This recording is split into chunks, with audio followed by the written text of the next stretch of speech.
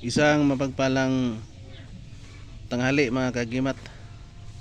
Ito na naman si Loy Agimat Itito. At mayroon na namang ipapakita sa inyo mga kagimat na aking mga bagong nakuha ng mga kakaibang mga bato or mutya mga kagimat. Sa hindi muna ako mag-umpisa, maraming salamat sa walang sawang subaybay sa aking munting channel. And shout out na lang sa lahat-lahat. And big shout out kay yung matandang manggagamot, si matandang Fernando.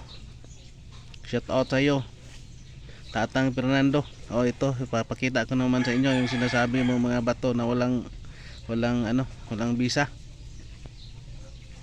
Panoorin mo matandang Fernando. Gusto mo i-flex ko pa yung itsura mo para makita. Una-una ipapakita ko mga kagimat to yung nakuha ko sa bundok. Nakuha sa bundok mga kagimat to na sa gabi ito na badyang na pula. Ito mga kagimat to. Pa-crystallize na siya mga kagimat. Sa badyang ito na pula mga kagimat at mayroong malapit na tumutubo mga kagimat. Yan. At yung pangalawa natin mga kagimat, pangalawa ko ay mutya ng batong hila-hila o linta na hila-hila sa damuhan mga kagimat yan. Pero ito'y fossilize na, tagos na sa ilaw yung niya mga kagimat. Yan fossilize mutya ng linta na hila-hila mga kagimat. At pangalawa natin mga kagimat, to yung mutya ng bunga ng mangga na nagiging bato mga kagimat yan. Yan. Pungangon niya mga kagimat. Ito yung nakuha sa bundok. Mga katutubo, mga nitibo yung nakakuha nito mga kagimat. Yan bunga ito ng mangga na maliit na nagiging bato siya mga kagimat yan. Yan. Mutya ng mangga.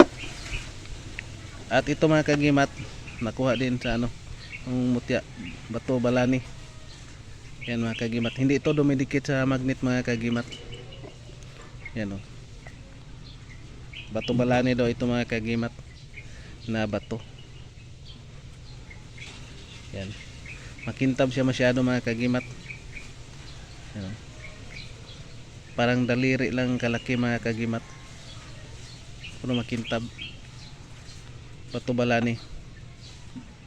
At ito mga kagimat yung nakuha na bago na mutya ng langka mga kagimat yan. May tumutubo na siya mga kagimat. Buto ng langka o liso sa langka na himong bato. Yan, mga bato na yan sila mga kagimat. Yan. Bato na yan.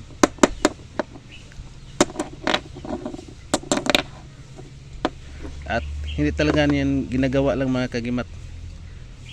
Yan natural na talaga mga kagimat na yan ito buto ng langka, mutya ng langka mga kagimat. Yan may tubo pa siya. Yan itong malaking suoy ng langka, ito nagiging bato na sa loob. Yan. At may tumutubo na mga kagimat. Yan